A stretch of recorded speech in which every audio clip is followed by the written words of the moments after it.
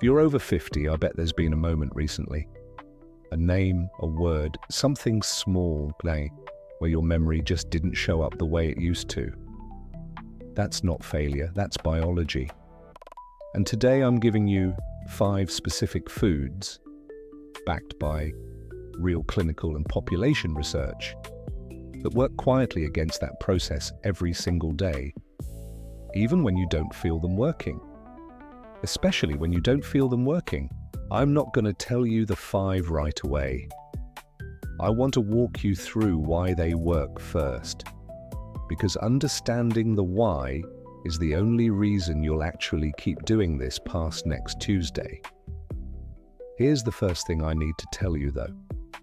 And it's going to surprise you because it's not what you'd expect from a video promising you 5 foods. I'm Dr. Marcus Cole, neuroscientist and physician. After the omega-3 episode, a lot of you asked the same question in the comments. Okay, so what actually works? This episode is the answer. And I want to be upfront. It's grounded in real research, including a major clinical trial published in the New England Journal of Medicine. I'm also going to tell you something about that trial that the headlines mostly left out, because it matters for how you think about all of this. Here's what we're covering. First, why these 5 foods work quietly instead of instantly, and why that's actually the whole point. Second, the 5 foods themselves, one at a time, each with the actual research behind it. Third, the one food on this list almost nobody eats enough of. And fourth, exactly how to fit all 5 into a completely normal week without restructuring your life. If you want real science instead of supplement marketing, this channel is built for that. Subscribe. Let's get into the 5. Here's the thing I need to tell you first. You may have heard about a major trial of the MIND diet. 604 adults, 3 years, 2 research sites, published in the New England Journal of Medicine. It was supposed to be the definitive proof, and honestly, the headline result was disappointing. Both the MIND diet group and the control group improved their cognitive scores over the first 2 years. But there was no statistically significant difference between the 2 groups by year 3. Both groups also lost about 5 kilograms, which suggests the weight loss itself, not the specific diet, may have driven a meaningful part of the improvement.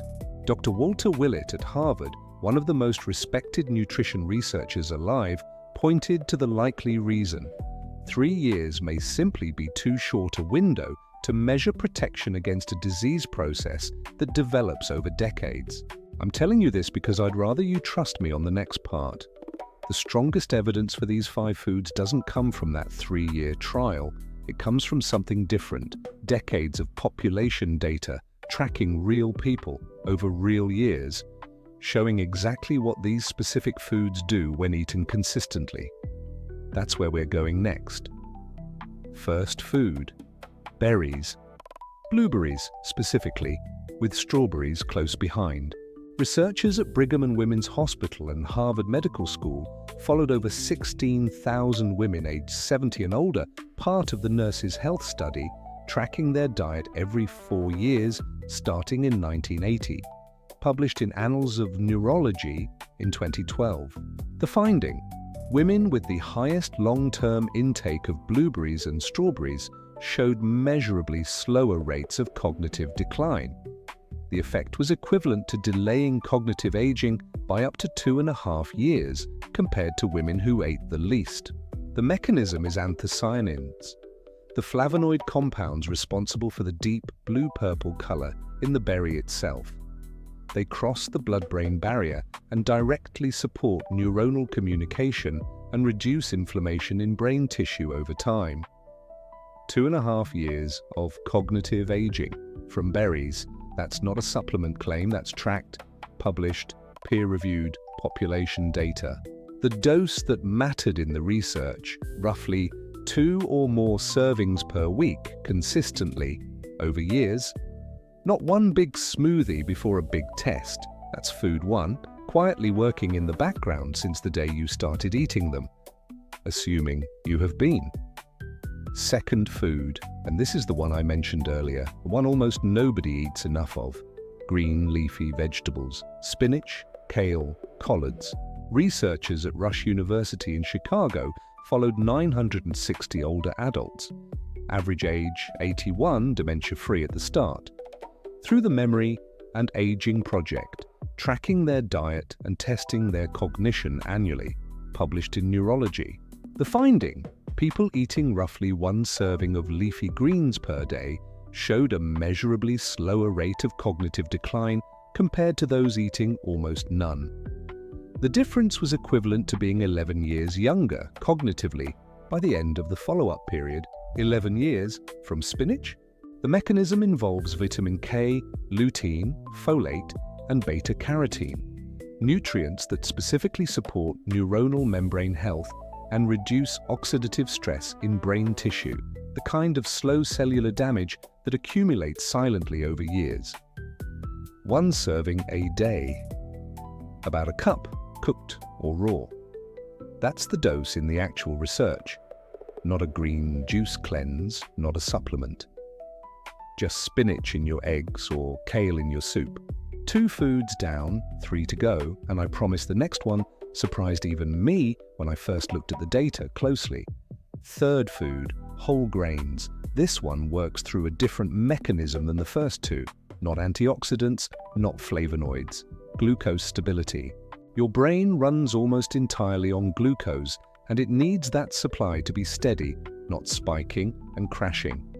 Refined carbohydrates, white bread, white rice, sugary cereal, release glucose into your bloodstream quickly, then drop just as fast.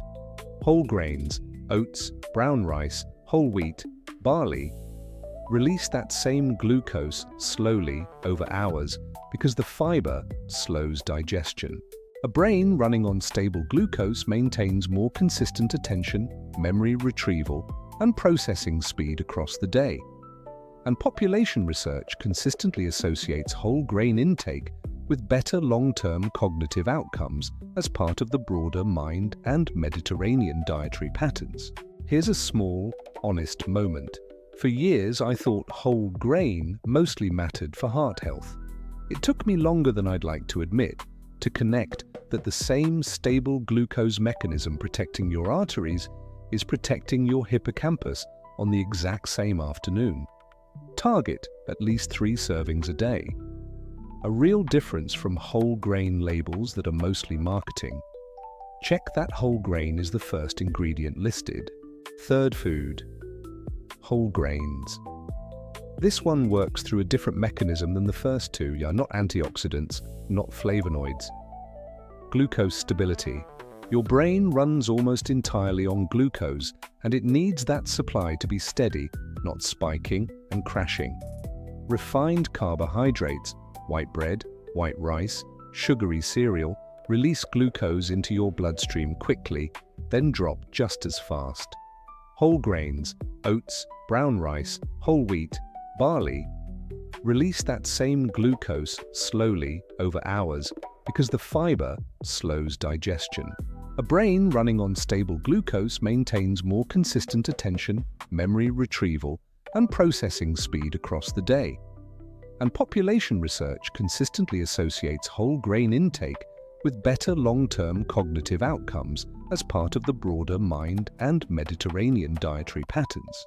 Here's a small, honest moment. For years, I thought whole grain mostly mattered for heart health. It took me longer than I'd like to admit to connect that the same stable glucose mechanism protecting your arteries is protecting your hippocampus on the exact same afternoon. Target at least 3 servings a day. A real difference from whole grain labels that are mostly marketing. Check that whole grain is the first ingredient listed. Fourth food, nuts. Walnuts specifically carry the strongest individual evidence, though a general mix, almonds, walnuts, hazelnuts, performs well across the population research behind the mind diet pattern. The mechanism here is twofold. Nuts are dense in polyphenols, plant compounds with direct anti-inflammatory action in brain tissue, and in healthy fats that support the structural integrity of neuronal membranes. the same membranes that have to stay flexible for efficient signal transmission as you age. A small, handful-sized serving most days of the week is the dose that shows up consistently across the dietary pattern research. Here's the part people get wrong. They buy nuts, eat a small handful once, and feel nothing. Of course you don't. This is Food 5's whole theme repeating itself. Nothing here is a single-dose intervention. It is a pattern repeated for years that you won't consciously feel working on any individual Tuesday. A handful most days, that's genuinely it. Fifth, food. And this one connects directly to something a lot of you asked me about after the omega-3 episode: fatty fish, salmon, sardines, mackerel, at least one serving a week. Here's the distinction that matters, and it's the same distinction from that earlier episode. This is not the same thing as an isolated omega-3 capsule. When you eat the actual fish, you get the omega-3 fatty acids alongside vitamin D, selenium, and a complete protein matrix, delivered in the context of an actual meal, alongside everything else you're eating that day. That full nutritional context is part of why population studies consistently link fish consumption with better cognitive outcomes, even in research where isolated supplementation alone has shown weaker results. This is the food that ties the whole episode together. None of these 5 works because of one isolated molecule. They work because they're food, eaten as food, repeatedly, inside an actual diet. 5 foods: berries, leafy greens, whole grains, nuts, fatty fish, none of them dramatic, all of them together, quietly doing more than almost anything in a bottle. Here's how this actually fits into a normal week, not a meal plan you'll abandon by Thursday. Berries, 2 or more servings a week. A handful on your oatmeal twice, or in a smoothie. Leafy greens, roughly 1 serving a day. Spinach in eggs, kale in soup, a side salad at lunch. Whole grains, aim for 3 servings a day. Oats at breakfast, brown rice at dinner. Nuts, a small handful most days. At your desk, in your bag, wherever you'll actually reach for them. Fatty fish, at least once a week. Salmon, sardines, mackerel, prepared however you actually enjoy eating it.